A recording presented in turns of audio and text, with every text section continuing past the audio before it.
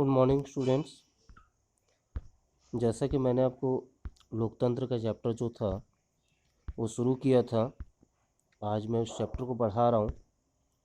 ठीक है, उसके आगे का टॉपिक को समझाने जा रहा हूँ, जिसमें आपको कानून के समक्ष जो बराबरी का जो है या कानून का राज और अधिकारों का किस तरह से आदर है उसके बारे में आपको बताएगा। बोल रहा है कि जिम्बाब्वे को 1980 में अल्पसंख्यक गोरों के शासन से मुक्ति मिली थी। 1980 में जिम्बाब्वे जो था वो अंग्रेज़ों के शासन से आज़ाद हुआ था। उसके बाद देश पर एक दल थी जिसका नाम था जानू पीएफ, उसका शासन था, जिसने देश के स्वतंत्रता संघर्ष की अगुवाई की थी। जिस तरह से हमारे देश में कांग्रेस ने स्वतंत्रता की अगुवाई की थी, उसी तरह से जिम्बाब्वे में जानू पीएफ एक पार्टी थी जिसने स्वतंत्रता संघर्ष में जो था अपना योगदान दिया था। इसके नेता रॉबर्ट मुगाबे आज़ादी के बाद से ही शासन कर रहे थे।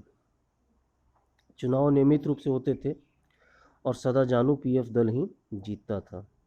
राष्ट्रपति मुगाबे कम लोकप्रिय नहीं थे, पर वे चुनाव में गलत तरीके भी अपनाते थे। आज़ादी के बाद उनकी सरकार ने कई बार संविधान में बदलाव करके राष्ट्रपति के अधिकारों में वृद्धि की थी और उसकी जवाबदेही को कम किया था। विपक्षी दलों के कार्यकर्ताओं को परेशान किया जाता था और उनकी सभाओं में गड़बड़ी कराई जाती थी। सरकार विरोधी प्रदर्शनों और आंदोलनों को गैर कानूनी घोषित किया गया। एक ऐसा कानून भी था जो राष्ट्रपति की आलोचना के अधिकार को सीमित करता था, यानी आप राष्ट्रपति की आलोचना जो है वो नहीं कर सकते हैं। टेलीविज़न और रेडियो पर सरकारी नियंत्रण था और उन पर सिर्फ शासक दल के विचार ही प्रसारित होते थे। अखबार स्वतंत्र थे, पर सरकार की आलोचना करने वाले पत्रकारों को परेशान किया जाता था। सरकार ने कुछ ऐसे अदालती फैसलों की परवाह नहीं की थी जो उसके खिलाफ जाते थे और उसने जजों पर दबाव भी डाला। 2017 में मुगाबे के राष्ट्रपति पद से हटा दिया गया। जितना भी आपको बताया उसके अंदर साफ पता चल रहा है कि वहाँ पे चुनाव तो हुए थे, मगर वहाँ पर बराबरी का अधिकार जो था वो नहीं दिया गया था। जिम्बाब्वे का उदाहरण बताता है कि शासकों के लिए बार बार जनादेश पाना लोकतंत्र की एक ज़रूरत है, पर इतना ही पर्याप्त नहीं है। लोकप्रिय नेता भी अलोकतांत्रिक हो सकते हैं।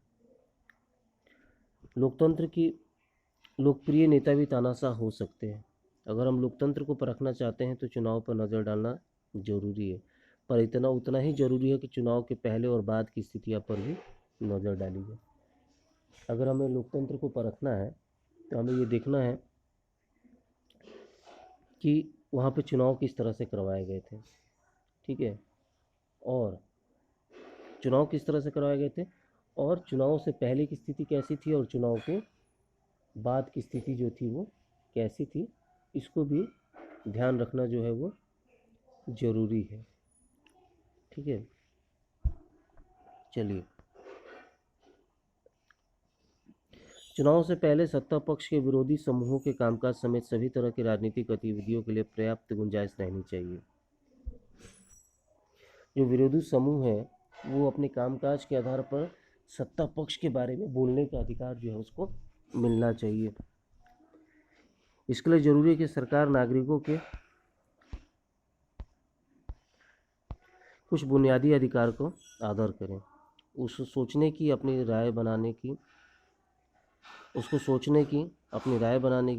सार्वजनिक रूप से अपने विचार व्यक्त करने की, संगठन बनाने की, विरोध करने की और राजनीतिक गतिविधि करने की स्वतंत्रता होनी चाहिए। कानून की नज़र में सभी लोगों की समानता होनी चाहिए।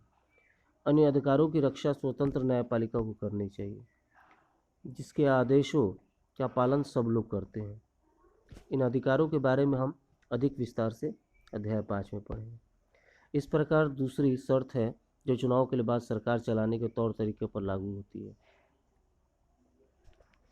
एक लोकतांत्रिक सरकार सिर्फ इस कारण से मनमानी नहीं कर सकती है कि उसने चुनाव जीता है।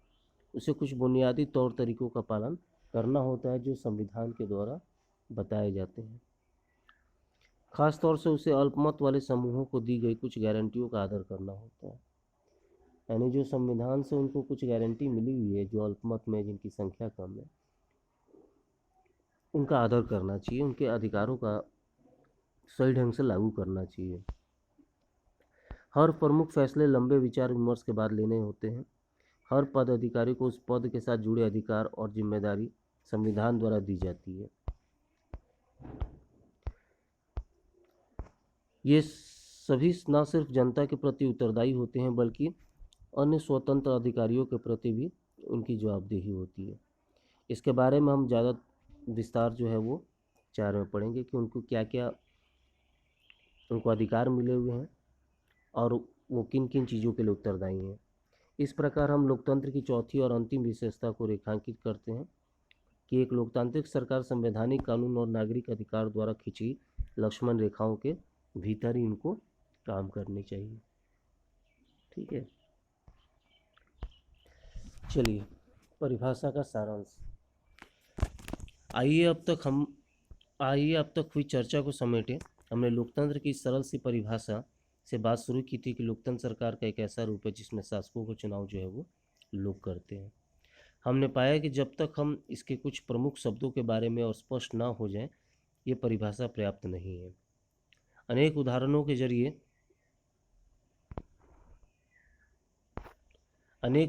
के जरिए हमने शासन के एक तरीके के रूप में लोकतंत्र की 4 विशेषताओं को देखा। 4 विशेषताओं को देखा और उसको रेखांकित किया। इसके अनुसार लोकतंत्र शासन का एक ऐसा रूप है जिसमें लोगों द्वारा चुने गए शासकों ही सारे प्रमुख फैसले करते हैं। चुनाव लोगों के लिए निष्पक्ष अवसर और इतने विकल्प उपलब्ध कराता है कि वो चाहे जो मौजूदा शासकों को बदल सकते हैं। यह विकल्प और अवसर सभी लोगों का समान रूप उपलब्ध हो। इस चुनाव में से बनी सरकार संविधान द्वारा तय बुनियादी कानून और नागरिकों के और अधिकारों के दायरे को मानते हैं। ठीक है, चलिए आज इतना ही रहने दीजिए। कल आगे पढ़ा जाएगा लोकतंत्र ही, क्योंकि या बाद में इस टॉपिक को आगे मैं क्लियर करूँगा। Thank you.